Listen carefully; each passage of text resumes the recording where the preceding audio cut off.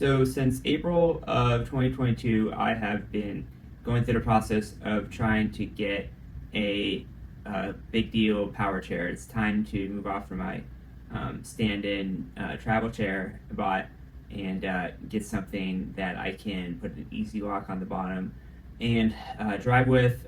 Plus, it's just going to last me longer as my mobility changes. So recounting this experience, I started in April, like I said, went in for a wheelchair fitting. On the surface, this process to me sounded like an insurance ploy of, what do I need a fitting of a wheelchair for? What can I just, get a chair? I can sit down fine.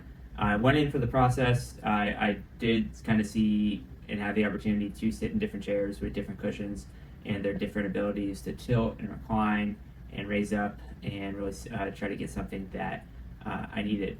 However, this process, when I went in for April, kind of rubbed me the wrong way a little bit. The two people I met with, the wheelchair fitter and the salesman for the vendor they work with, I didn't really feel like I had much agency in the process. They kind of said, here's your chair, and we're going to go with this one. That kind of rubbed me the wrong way. I am very analytical and like to know what I'm getting myself into, and especially when I'm paying for it and finding that best value overall chair.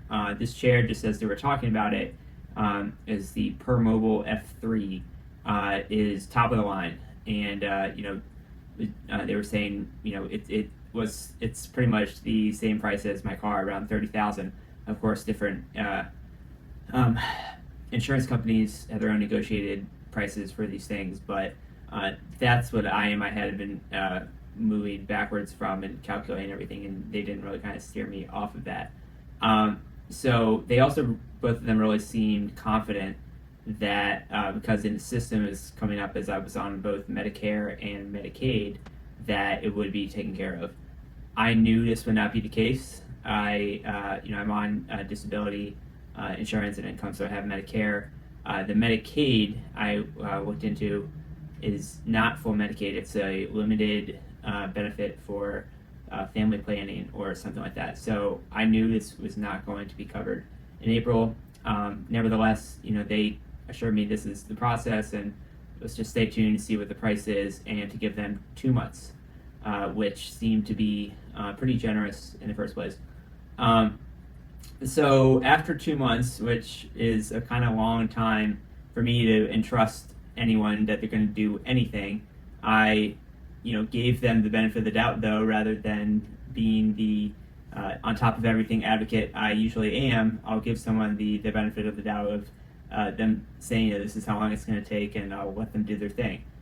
I called the company that was handling getting the chair at the 2-month mark, and turns out they were having paperwork issues by trying to get a order from my primary care provider rather than my neurologist for this, which was a total waste of time, because the primary care provider is kind of just one of those people I saw 3 years ago.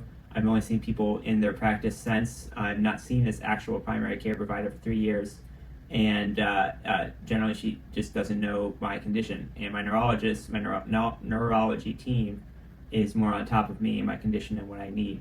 They should have gone to my neurologist, or at the very least called me, if not hearing back from a primary care provider in a timely manner. So this was 2 months after this initial fitting, when they had originally quoted me as being totally ready. I talked to the person. She assured me she would get everything into insurance, United Healthcare, that week. She did, and I think it was 2 to 3 weeks later, heard from, no, maybe a little later. I might edit in the exact time if I can figure it out.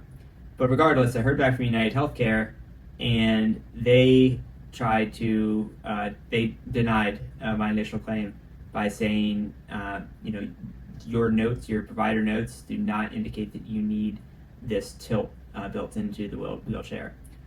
I don't know. I'm not prescribing, I know what I feel. I don't know necessarily exactly what tilt's going to do to me. Everyone who's in this world has assured me it's better for your blood flow, and it's more comfortable to be able to tilt back and recline. I'm sorry, it was a recline, not the tilt, which I've now learned that's two different things. that they denied as not being necessary. Again, as part of this crazy Mercedes, it's actually from Sweden, so I say Volvo Premier chair that they tried to push through insurance to get approved. So I'm sorry. So they denied the tilt, and so we then had to this person with the company said they would resubmit. They would submit an appeal on my behalf. In the meantime, I was waiting. That was like a week or two of waiting. Then I just decided to get back in touch with this original wheelchair fitter, who I had hoped is a little more of a neutral party, and not just in cahoots with this vendor. And so she did say she was so sorry and totally understood my frustration with the length of this process. This is now August I'm talking about, which is what it is now. It was literally the last week. So 4 months after I went in for this fitting.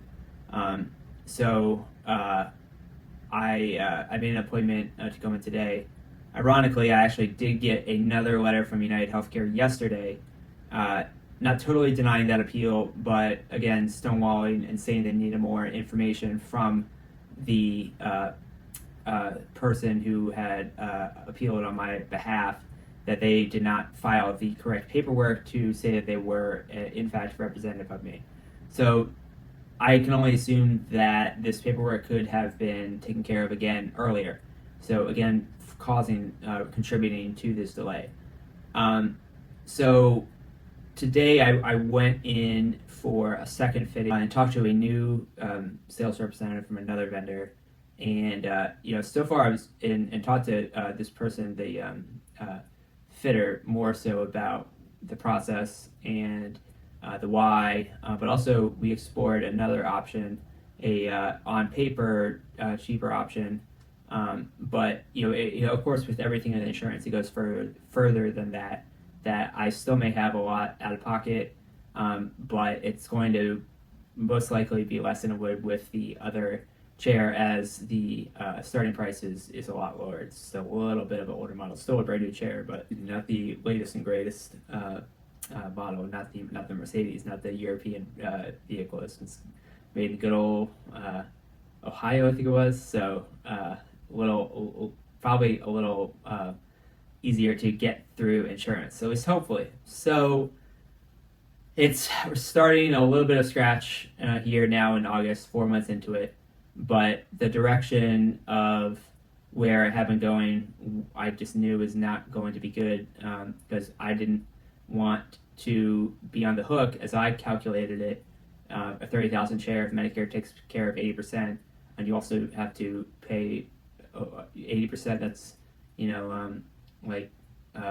like $6,000 there. But then they also said if you want the chair to raise, which would be helpful to be able to cook easier and not have to transfer the chair to a stool or anything like that, that's an extra $2,000. So I'd be probably looking at $8,000 out of pocket, depending on just how insurance shakes out. But it was still, just regardless, a lot more money to have to deal with, and a lot more money for the insurance company to deal with and deny me on. So the hope now is that United Healthcare, which the wheelchair fitter did say, and the guy I met with today said United Healthcare is horrible with wheelchair approval. They really put up a lot of fight of getting these power wheelchairs approved. So we're kind of starting again the process, but I do feel a lot better about this. I value communication, and they immediately set me up with a online portal of information and everything to keep on track of them and the process and all of that. The other company was kind of just, I'd call, sometimes didn't answer, most of the time they didn't. It was, and maybe it's like a few minute conversation. I was never really in super established contact with them. So yeah, all that to say, I hope this is it, and I'm sure there will be bumps in the road of United Healthcare coming back trying to deny the chair again, but it's just another frustration of MS that you have to deal with, that that most people never will have to. It's also a kind of disease where that we were trying, we're thinking through, it's frustrating that the insurance companies don't see this. Being progressive, I may have the ability I do today, but it's not going to be there. That same ability is not going to be there, or will have evolved a few years from now.